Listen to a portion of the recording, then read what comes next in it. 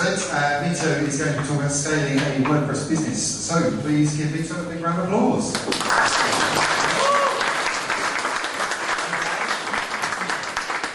So I'm kind of excited because this is going to be my first official talk in front of the community. I've done this kind of stuff before, but this is the first time that I'm actually standing in front of my peers and sharing my journey and basically what I've been up to for the past 12 years since I started working with WordPress. So it kind of seems like we collaborated on this, Dan, but go to WordCamps. This was incredible experience for me. And what I did in those 3 days would have taken me literally 3 years to accomplish. Finding the stand and go there, and then go there. Yeah, it's like just not all the way. Move all the way. No. You gotta feel the room. No. So I'm just gonna walk around whatever is gonna be on the camera. Yeah, perfect. Where was I? So I went to WordCamp just with the idea of hanging out and meeting some people that I use their products for years, hopefully to promote a little bit of my brand new product right now. And it was just overwhelming. I created like a full list of people that I wanted to meet, that I was hoping to meet, and I actually scratched the entire list. And the guys that were with me there will know that I ran from one place to another, and I didn't really stop, to the point that I couldn't really walk anymore by the end of it, literally. When I got back to the UK, I went to the ER, and right now you see me limping a little bit, so just don't confuse me with this guy. Just gonna bear with me on this one. Right, so this is what we're going to cover. There's going to be a few things that I want to talk about, but the idea is basically taking you through the journey of the evolution of a WordPress business as I see it, and as I've experienced, especially after that last weekend, in talking to the top people within our ecosystem and seeing what their journeys were, and just listening to them and seeing like what kind of got them to become the top people within the industry. Another thing that kind of inspired this presentation is this little booklet that I see that some of you have already found over there on the table. So as part of the beta group for my own product, we surveyed 600 WordPress professionals from mostly English-speaking countries, but all over the world. Half of them freelancers, half of them agencies, with the notion of understanding how they run their WordPress business, basically to see if my products make sense, and it's not just in my head. But also to see, to use this, it was so interesting that I decided to print it out and release it back to the community as a way that hopefully will help other people benchmark their own businesses and see how other people are doing compared to them. So check it out. Right after there's a bunch of them. I gave away 500 of these at the event over the weekend, but I have a few left, so I brought them right here. Right, so this is what we're going to cover. The pillars of growing a WP business, the recipe for scale, leveraging what you know, the power of you, Workday of the king or queen, you know. And then we have a bonus round where we're going to talk about what you can do today to start moving forward with your business, and the natural evolution of a WordPress business. So basically this is the structure of what we're going to be discussing. And the way I see it, this is the overview of what we need to kind of worry about and what we need to look into when we're trying to scale, when we're trying to manage a bigger team than what we have right now. We're going to go through each one of them, but just to show you kind of a quick overview of how that looks. Right, so just a little bit about me, so you know that, so that you know if I know what I'm talking about. So I'm Vito, I'm the founder of WP Feedback, and I actually started building websites when I was 14 years old, using GeoCities, if anyone remembers. So it was like basically for my skateboarding crew. Yeah, you know this one, right? So when I was 14, I was like skateboarding. I wasn't limping back then. And that was the first website that kind of like taught myself HTML, and just scrapped something on there. From then on, I also discovered music. And I built websites for all the bands that I had since then. That was my real passion for about 10 years, starting that point. And that was kind of my dream, to become a rock star. And that actually what brought me here to the UK. We got signed with my band that I had at the time, and it allowed us to move from Tel Aviv, where I'm originally from, and to come to the UK with my friends from high school, and to start touring the world. We released 2 albums worldwide, and we actually did pretty well. We started really, really small with like 10, 15 people at the show, and then we started growing. A lot of the stuff that I'm going to show you are the stuff that we apply for the band itself, because I've always looked at it as a business, as every artist should. And we started with 10 people, then we got to a few hundred people, then we got to a few thousand people, then we became 30, and the band broke up, right? But basically, this is how it looked, and it was a lot more than what we kind of expected this to be. We released 2 albums worldwide, and basically applied to the band. So the same thing that I showed you before was the same principles that we applied to this. 4 guys from the middle of nowhere in Israel coming to the UK, starting to tour the world, releasing albums, selling thousands of albums, and playing to thousands of people. But we were still dead broke. So that's the problem with the music business. So what I did while I was in the van, I reignited my love and my passion for the web, and I started building websites for clients just from the back of the van, literally. Stopping at McDonald's every time to steal some Wi-Fi, you know. And that was the beginning of my journey as a WordPress professional and as a web freelancer, basically. And you can see that I started with literally building the website in the van while we're touring. Once the band broke up, I kind of went into this kind of freelancer process, and I had like a really, really tiny room in the house that we were renting, and you can literally, the photographer can't walk back because it hit the wall, you know. That's how tiny this room was. And then I started recruiting a team and did a transition over to an agency. So we were 4 guys working from my home, and all the way up to my London agency right now, esay London, where we have 12 people. Some of them are in-house and some of them are spread around the world. And after that was kind of my natural evolution to scale further into a product. And this is where WP Feedback came about, and this is my focus at the moment. So this is where I'm at, but I'm sure that in a couple of years there's going to be a few more images here on this one.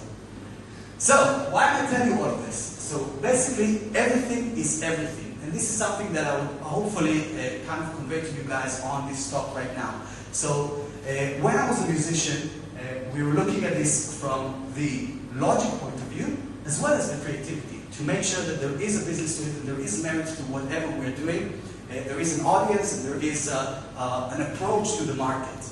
And the same thing when you're a developer. You know, development is logic, and the same thing as music is math. Development is logic, but you gotta have creativity in order for you to take this to the next level and create something amazing, right? And the same thing in business. It's all about logic, but the people that only look at the logic and forget about the creativity in business stay small, and they can't breach their own kind of comfort zone. They can't breach beyond their kind of limitations, personal limitations. So logic and creativity and everything is everything. Now, again, going back to this musician analogy, this is what a freelancer looks like, you know, in the terms of comparing it to being a musician. You can be a freelancer, and that's totally cool. And I enjoyed it, actually. I really enjoyed working one-on-one with people, but I wanted more. So a lot of musicians as well, they enjoy this process of just being on their own and doing their work, and that's totally fine. But if you want to become a rock star, you got to scale. You gotta start having people around you. You gotta be able to approach more people with whatever you're doing. So what I'm gonna try and show you is how to move from here to becoming a rock star in your own right. Yeah, little arrow there. Yeah. So the top level that we've seen on this initial kind of schema there is the plan, execute, and maintain. These are the top 3 things that we need to worry about when we're running a business, when we're scaling a business. And we're going to break this down right now. So we see it here, plan, execute, and maintain. Because we're in a new venue, all my notes are there, so far away from me, you know? But what we'll do. So yeah, plan, execute, and maintain. We're going to focus on this part right now. So So let's start with this, the passion, the focus, and the goal.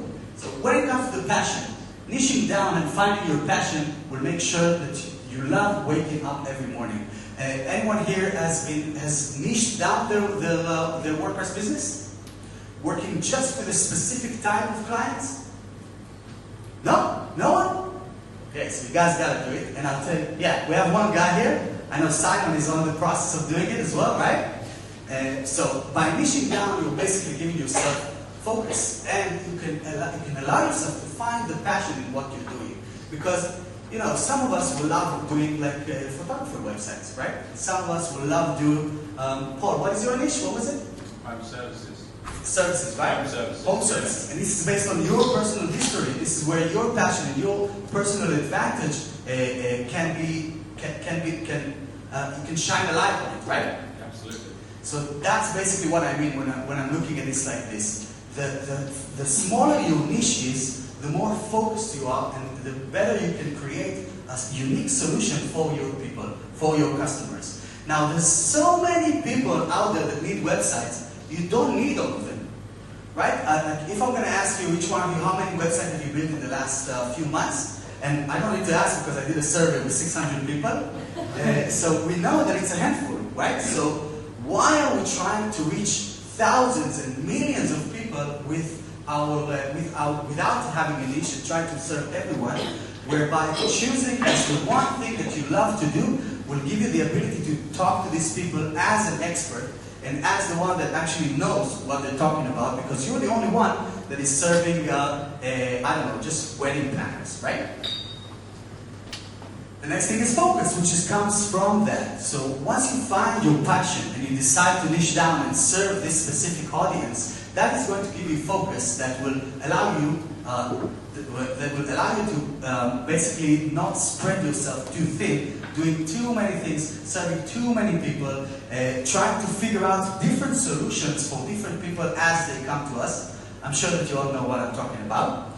And basically, the more you do, the less you achieve. And so I would like to clear your schedule and avoid distractions. Just focus on that one thing that gives you the most pleasure in your business. Because if you don't love your business, it's not worth it, you know? Like it can easily become an nightmare. And I'm telling you this from personal experience. There's been times where I just didn't want to wake up in the morning and I just hated going to work just because I wasn't working with the clients that I wanted to work with. So by niching down to an audience that I enjoy working with and focusing just on that allows you to really expand and have just a better life. And finally, having a goal. So choosing a realistic goal is for accountants, and we as creative people, we get to think big. And I would love for you guys to really think big. So whatever your goal is for the next year, you want to 10x it. It's not enough to just think about how I can get one more website next month, how I can get 2 more websites. Try to get 50 more websites. Then you're going to get 5 and you're going to be a lot better than just aiming at 1, right? So the thing about goals, and this is what I kind of discovered over time, is that it's so arbitrary, right? It's like the same people will choose, will start from the same starting point, and one of them will decide to, I don't know, reach £1 million by the end of the year. The other guy will decide to reach 20,000 by the end of the year. What's the difference between one or the other? Just what they set up for themselves. And by assigning a high goal, you're probably going to try and figure out how to get there. So it gets you thinking, you know, it gets you kind of thinking in a larger direction, in a larger scale than what you're used to. That's what I mean by 10xing it. You don't have to do it as a real goal, but just even as an exercise. Whatever your goal is for the year, how can you do 10 times more? Right? So my goal was getting I just wanted, when I started being a freelancer, I just wanted to get like a few clients, you know, when the band kind of broke up. And I wanted to basically get to £5,000 a month. That's a pretty decent goal for most people, right? But then I started thinking, okay, let's 10x this. How can I get £50,000 a month? And well, we just reached that. It took a few years. But it is possible. And if I wouldn't have looked at it like that, I would have still doing the £2,000 website, one website a month, and stay at that level. Again, it's cool if this is what you want for yourself, and if this is your true goal, but if you want more, just think a lot bigger. It just happens that you're probably not going to reach your 100% within that thing. So if you set up to 100% and get to 80, it's a lot better than shooting at 10%, right? One thing that I like to remember when I'm thinking about setting up goals is the 4-minute mile. I'm sure a lot of you have heard of this story, right? So Roger Bannister, when he finally broke the 1 minute, the 1 mile under 4 minutes, was a revelation for everyone. People thought that it wasn't possible. More than that, physicians and experts within the field said that it's literally impossible for the body. The body will break down if you run faster than 4 minutes per mile. And that was the case for literally thousands of years. But this guy wasn't having it. You know, he was like, okay, I'm going to go for it. And later on in one of the interviews when he was talking about this thing, he said that he actively thought of this and talked about this, and this was running through his head every single day. I'm going to break this. I'm going to break this. I'm going to match this. It's going to happen. It's going to happen. It's going to happen. And he just broke down this mental barrier that the entire society had for thousands of years just by doing it. And the most amazing thing happened after that. After he did it, a year after, another guy did it. And a year after that, a few other people did it. To the point that nowadays, running 1 mile under 4 minutes is something that every runner in a high school is kind of doing. Not much has changed, you know. We're still people. Nothing much has changed from that sense. Just our mindset and the way that we perceive reality and how we kind of look at things from our point of view. And we're going to go back to this perception of reality with some of the other points here. Cool. So we have the first thing planned. Now let's execute. If you're going to remember one thing from this thing, actually no, that's the second thing that I want you to remember. The one thing is towards the end. The second thing is audience message channel and system. And this is a great way for obtaining every single goal that you might have, as long as you break it down to those 4 points. And to be honest, when my sister just had a baby recently, and I showed her how unknowingly she used audience message channel system to get her husband to agree to have a baby. So it's really, really broad in the way that it can be used, because basically everything is everything, right? So let's see how that looks. So this is the second point here, and we're going to break down each one of these 4 points to see how that really applies. Cool, so audience. Focus on the people, not the job title. Defining your audience will help you clarify your message. So we talked about niching down, right? So usually when people do niche down, they focus on the job title. What does this guy do? What does that guy do? What is this industry that I want to be part of? I'm going to work with real estate people. I'm going to work with charity people, right? So I want you to try and look at people as people, not as job titles. You know, look at this room. We're all doing the same thing. But there's so many different types of people in this room. So by looking at the personality and trying to identify the type of person you want to work with is going to help you a lot better than shooting at a general web developer, WordPress professionals, right? So we just want to look into people's eyes and find that instant fit, that instant connection. And once you identify this, believe me, it's going to be so easy to find them because you know what to look for. Next up, we have our message. Our message is basically our offer. And so it's not about you. So we want to build websites, right? That's kind of that's the thing that we're doing here. But a website is usually not a result. It's not an end goal. It's a means to an end. So you want to think a little further beyond that. What is this about what you're doing, about what you're providing, that you can wrap up as the end solution? WordPress is just a tool, you know, and I like to compare this to guitar as well. You can buy the best guitar in the world, but if you don't know how to play it, it's not worth anything. So it's about finding that offer that speaks to that person specifically. It's not about you, it's about your chosen audience and what you can offer to get them to take action then, right? To take action and that you can actually deliver. And that's important because you don't want to overpromise and you don't want to kind of do stuff that are beyond what you can actually supply. Over time, as you do more and more of these things, you can become more confident in what you're promising people. But a big mistake for a lot of us, a lot of professionals nowadays, because there's so much noise out there, we're trying to break beyond the noise. So we just promise, you know. And I've made these same mistakes again. It just came back and bit me in the ass. So it's not a good idea. You want to do what you believe you can deliver and what you know you can deliver. And once you reach that, then you want to think even further. What can I deliver more or less for a higher budget, right? The third thing is the channel. So we talked about the audience. We have our message, so we know who we're talking to. We know what we're going to tell them, but where are they? This is our channel, where you can easily find your audience. And that should be online. So finding prospects is always a challenge for all of us, right? This is something that is plaguing, I would say, even the kind of technician world.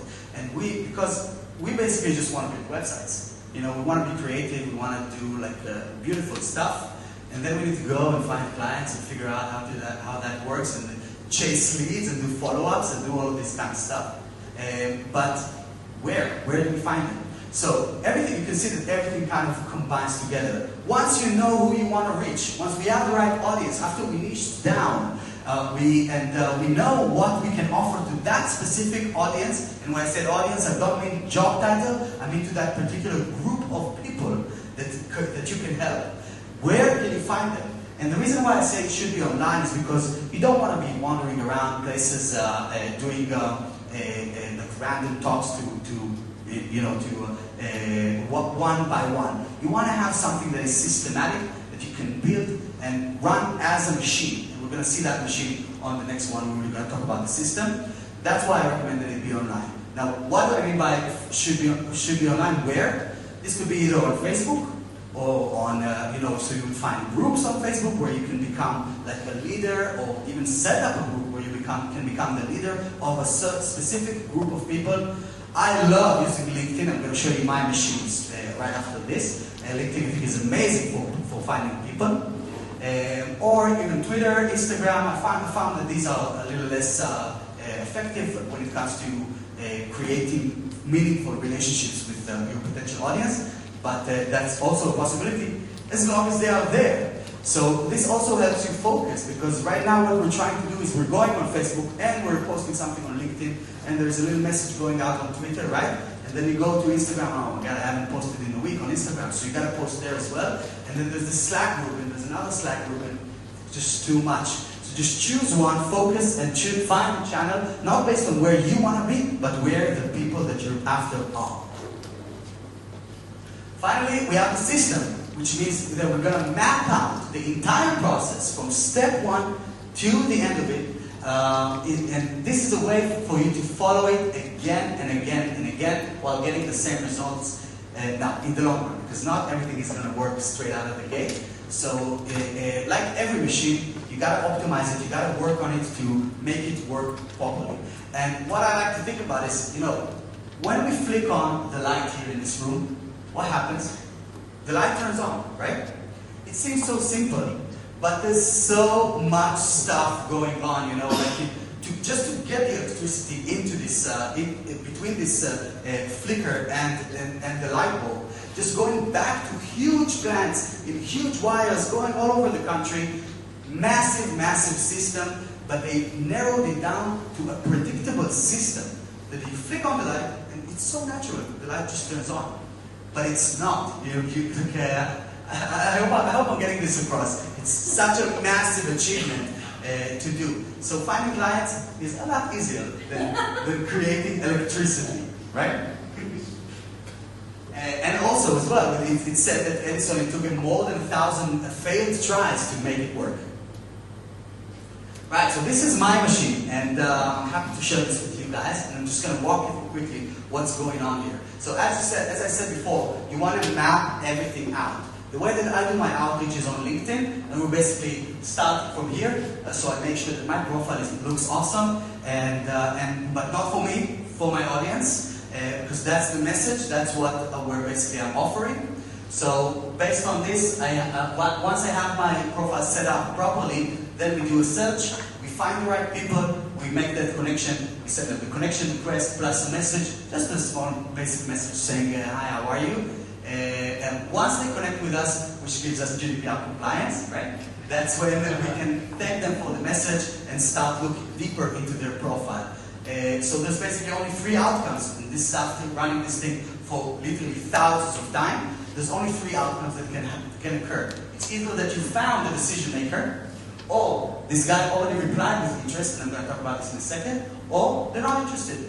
So if you found the decision maker, you should have that message already set up for them. This is what I want to offer you. Are you into it or not? Either way, it's cool, because you know how to repeat that machine again and again. So you don't you don't hang on the no, you know. You just find more people, but you know who you're looking for, so it's easy. And the second thing, reply with interest. If they did, we're going to push them down this process to actually get them to book. So we're sending them a link to a calendar, which then, once the booking is made and we got their email, we can keep communicating with them through email, with automations, of course. But also, there's a survey that just kind of helps us identify if this is if it's a good fit for us. People that don't fill out the survey don't get to talk to me. So that's the kind of the way for me to see if they're serious about what we want to do together. And I'm also asking them, do you have money? It's such a basic question, but most people don't ask this. And we're spending hours and hours with random people over the phone without even knowing if they can afford what we have to offer. So I literally ask them, do you have money to invest in your future? Do you have money to invest in your digital presence? And they will tell you. Basically, if they're interested in this, they will tell you. And if not, fine, it's not a good fit. Once they finish this, there's a thank you and a few messages that goes all the way to the call, and including reminders, so they do show up. And there's always going to be about 10% people that will not show up, and that's fine, it's their problem. So I wanted to talk to you about the reply with interest here. So how come there is decision maker and reply with interest? So what we're doing is the best way to score a client is basically to not tell them that you're selling them. So you just want to make that connection and build that relationship. And then if it clicks, then they will come to you. That's the best way, because if someone made that decision themselves, consciously, you don't need to do much more than just get them to sign the contract. So that's why we have a leg here. A lot of people, and I'm sure, who is on LinkedIn? Can I see hands? Yeah? That's right. So in the past week, how many messages have you gotten in the connection request that already did like a full-on sales speech, you know, that told you like, this is what I do consulting for this guy, blah, blah, blah, blah, all this kind of crap, right? Loads. And boom, delete. Why? Because I don't know this guy. Who is this? It's just coming into my space. But the connection has to be just personal. It's not about shouting what you can do. It's just about connecting with that person. But our profile, as we've seen on step 1, is already designed for this particular audience. So if you know who your audience is and your messaging is proper, they will go to your profile and they will see what you're doing, and they're like, oh my God, this is what I've been looking for. So that's why they come to you with interest. Even after just saying, hi, thanks for connecting. They're going to check out the profile and come back to you. And that's perfect. That's why we have this leg. And if they haven't, that's when we make the offer, you know, because we still want to get the deal. Right, I think that kind of sums us this guy. Cool, so this is pretty important. If we want to execute this process, and I would even expand this and say that it's the entire discussion that we've done today, if we want to execute it properly, and in order for it to work, we want to look at this like a 4-digit combination lock. So the way that I see it, you know, like the one that we have on our bike, we can have 10,000 potential outcomes to a 4-digit combination lock.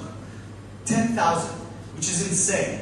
But if one of the things is not right, so you can have 3 of them right, but just one of them not right, the whole thing doesn't work. And usually that's when people stop trying. They try a few times, they didn't crack the lock, and that's it, they're out of the game. But just understanding that there are 10,000 possibilities can give you so much kind of leeway, and just understanding that it's fine, you know, just going to try again. If I did 5 tries, I have 9,995 more tries to do before I can give up.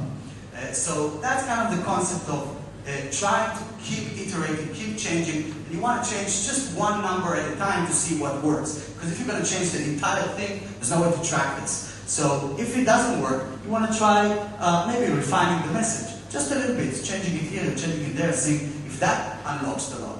If that doesn't work, maybe, and you know that your message is right, maybe trying another channel. Maybe LinkedIn is not the right place. Maybe the audience is not there, you know. Maybe the system is not right, but you want to try small stuff all the time. It's what we call it growth hacking, A/B testing, right? So only once these 4 are aligned, that's when magical things start to happen. And the lock is unlocked. I don't have my notes. Right, so that's now we're at the final one, maintaining. So when you're growing a business, we saw how to plan this, we saw how to execute. Now we need to maintain this. We have clients coming in. We need to serve them. We need to make sure that they're happy. And especially with the agency model, the freelancer model, it's very hard to keep the client happy because the level of responsibility that you have around their project and around their business is very, very high compared to any other business model that is out there. They expect a lot more from you, even if they don't pay a lot, right? Because there is that instant connection. I see people doing yes, right? So let's talk about the 4 points here. Workday of the king or the queen, right? And then we have us versus clients, which is the mindset and the communications of working with clients specifically, building to sell, but don't. So an ideal situation is where you can literally sell your business today, but you decide not to because it's so awesome. And then finally, the power of the community, which Dan talked about before, but I'm going to go back to this a little more. Right, so this is our last branch of this amazing tree here. Well, the Workday of the king. So your day is your most precious resource. There isn't something more precious than your day. Nothing in this world is more precious than the time that you're investing into your own business, into your own personal life, into whatever that you want to do. This just flies by, you know. So, because it's the most precious resource that we have, we want to maximize its use by focusing on tasks that actually move the needle. Not on support tickets, not on doing another tweet on Twitter. We want to see the stuff that actually that make an impact on our life, make an impact on our business. And you want to find these small things that you can do that seem small but create a large effect. These are the ones that you want to focus on and do more of. Us versus client, mindset and communications. So, we talked about the perception of reality. And this is so important, and I think that this was one of the toughest things for me to accept. As I was scaling up within my own agency, and the more clients we were serving, the more people I had to bring on board. This is natural when you're basically with this model, with the agency model. But profitability started declining, and I wasn't having it. Right? I wanted to see why. Why am I less profitable than when I was even a freelancer at some point? So I really investigated into what is the cause of this and where is the leak? Where are the leaks? And to my surprise, it was always the same thing. Client communications. Client communications is the biggest time waster of our ecosystem. And it's insane. It's insane the way that we're handling these things right now. Yeah, see people smiling around this thing. So we live in a different reality than our clients. What we see is not what they see. And we can't force our digital ways on our clients. We must understand and create our processes based on their mindset, not necessarily ours. And I'll explain to you what I mean. So let's say we want to get content. There's three basic processes in every website. You have you need to request the content, you need to approve the designs, and you need to provide support. These are the three basic processes of running a successful project. Getting content from clients is a nightmare, right? They don't know what you want from them. They have no idea how to deliver it in a proper way, and it just breaks down on miscommunications and what you need from them, how they can deliver this to you. And I'm talking about non-digital people. So if you have some techie working on the other side, that's usually pretty fine, pretty smooth, right? Pretty smooth sailing. But so what is our solution? We create huge Word documents or Google Docs, with like explanations or lines, or you just need to put it here, you just need to put it there. But then the client that is not a digital person opens this thing and he sees a 40-page document, that's it, is gone. Or we do like a spreadsheet. So we get them into a spreadsheet with like 100 rows. Each one is about a certain point within a page. We break it down to like, okay, the first 20 rows are the home page, then the next 20 rows are the about page, and then, done, right, out of the game. Or we try to use like SaaS solutions. So we get them on Basecamp, or we get them on Trello, or we do all these kind of like other tools where we expect them to learn an interface that is usually geared towards us. That's what I mean. It's not about us. It's about getting the stuff done from them. They need to give this to us in a way that is logical to their reality. And what I like to say is that when we look at a screen, when we look at a website, we see code, we see design, we see the colors, we see the color scheme, we see padding, we see margins, we see the address line that is usually hidden from their view, right? They just don't realize it's there. We see the browser around it, we see the matrix. And they just see a screen. That's it. That's all they see. They don't see anything beyond this thing. And we expect them to see these things, but it's just not their reality. So let's start from that point of view. And this is where I'm going to do a bit of a sales pitch as well myself. Alright, communication tool for WP pros. So as I was researching this problem for my own business, I figured out that it makes no sense the way we all are doing this, and we tried everything within my agency. So what we did is we looked at it, we flipped it, and we looked at this from the client point of view. How can they give us what we want in the most intuitive way so they don't need to think about it? And what we came up with is basically the ideal way is physical meetings. They stand next to you, they point at the screen, and they tell you, no, this is not good, change this. Yes, this is awesome, change this. No, I need my text here. Write this down, this needs to have like a bit of text in there, right? Just point and say. And that's what they did. We created a system that allows them to literally click and say within their live website. So that is WP feedback, and if you haven't heard of this, this is basically what it does. They click the plus icon, choose any element within the live website, either in the front or in the back end within the WordPress admin, and they can just leave a message, ask you a question, give you content for different stuff, approve designs, tell you that this image is on top of this thing if you haven't noticed. It also will collect all of the different stuff that we expect them to know about, but they have no idea. So how many of you asked, got a question from a client that said, okay, which browser are you using? Right? And the answer is, Windows? So they have no idea what we're talking about. So this is going to do it on its own. It's going to collect the screen size that they're on, so you know which device they're on. So you know what kind of orientation it was working on. It's going to collect their browser version. It will allow them to click in one click and put in a screenshot. And it's basically as intuitive as the tools that they're already using. From my point of view, the only two things that non-technical clients or non-technical people are familiar with online are their inbox and Facebook. That's it. And that is what I'm looking at, So this is how we built this thing. And you can see it's really influenced by like native apps that every one of them is using. So that ideally, you don't even want to train them, you just want them to use it. Right. End pitch. Right. So next one is build to sell, but don't all do. It's up to you, But having a business that is ready to be sold at any given moment is going to give you quality of life. Because it means that you are not the center of the business. And this is something that we all fall into, you know, like because again, we're creative people. We want to make sure that things are happening in the same way that we want them to happen. And we're a bit of a lot of us are a little control freaks as well, right? Because it's our baby. It's literally our baby. We built it from nothing and we grew this to whatever it is at this point. And no one knows better than me. I know what's going to happen and I know how to run this thing better than anyone else. And you're probably right, but it's your fault that it's like that. So the way to do it is to just write it down and pass it on.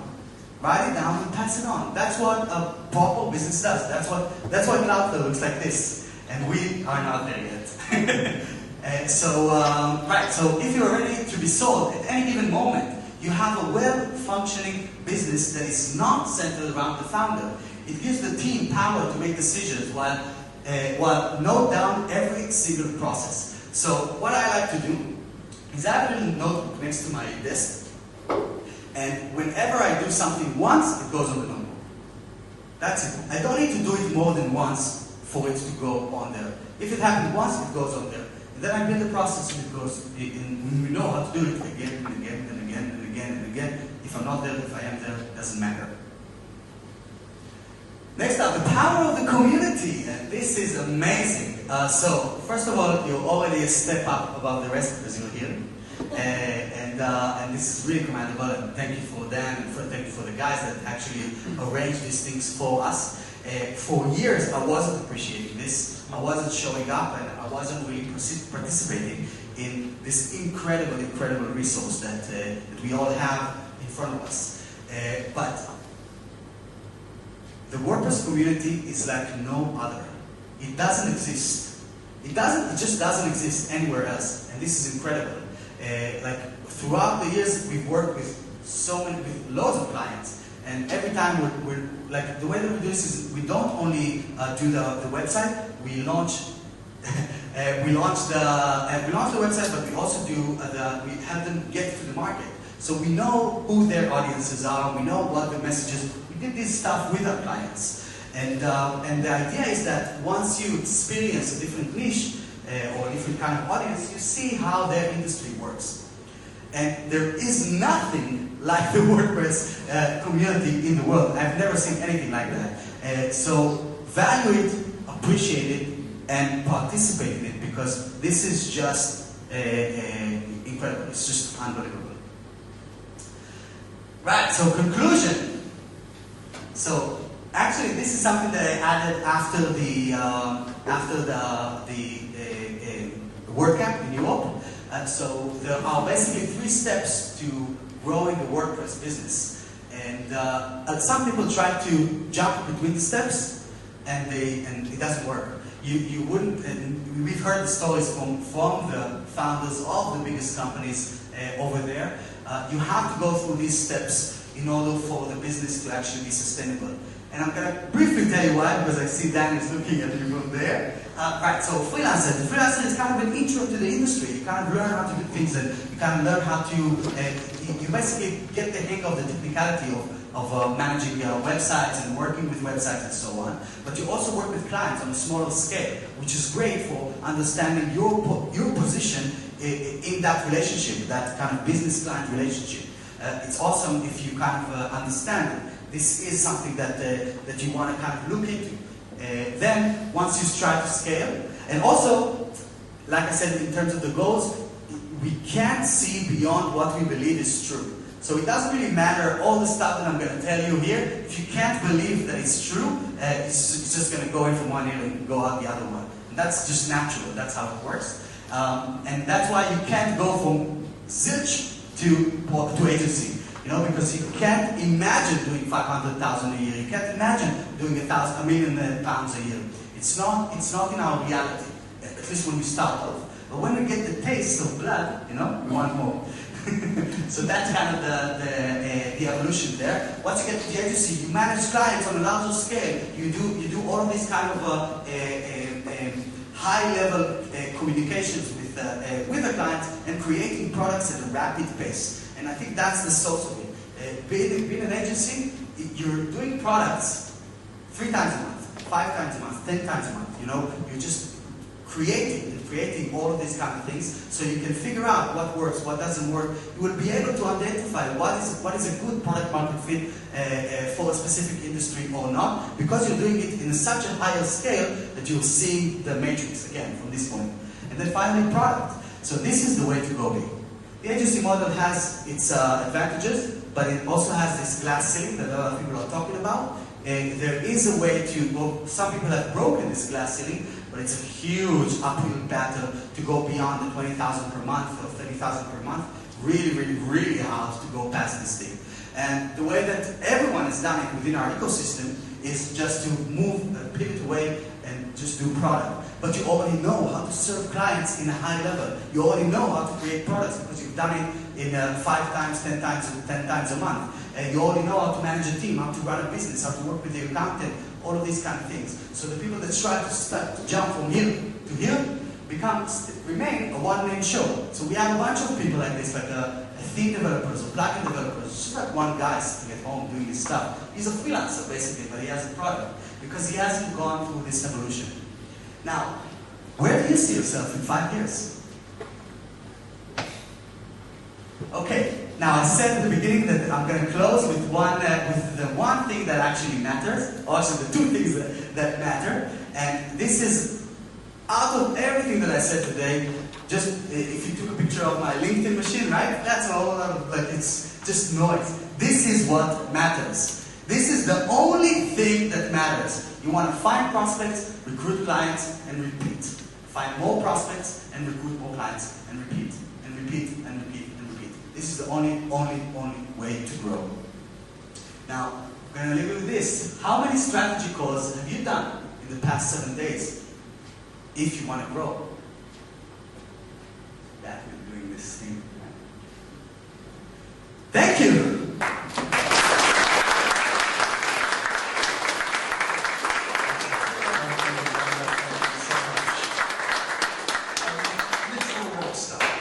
Thank you. We do have time for probably one very quick question because I'm probably not running out of time. Yes, sorry. But yeah, do we have any questions at all? And we will be going into a quick break afterwards. So if that one question doesn't cover what you have, maybe you can answer in the break or even afterwards. Yes. You can. So, do we have any questions? Stunned all into silence. Yeah. One in the back there. No. It's not cheap either, but we're seeing that it saves 3 hours per team member per week by using this. And more than that, it reduces project completion time by 2 weeks, just by using one tool. It's crazy. It's good to see these quality products coming into our marketplace that shouldn't be free or low cost. It's actually that we should be purchasing quality products. Okay, well, a big thank you. Again, that round of applause. So we're just going to take a very quick break now, about 5 minutes maximum. There is some things that there are some drinks, bathrooms, that end. We will be back here in 5 minutes.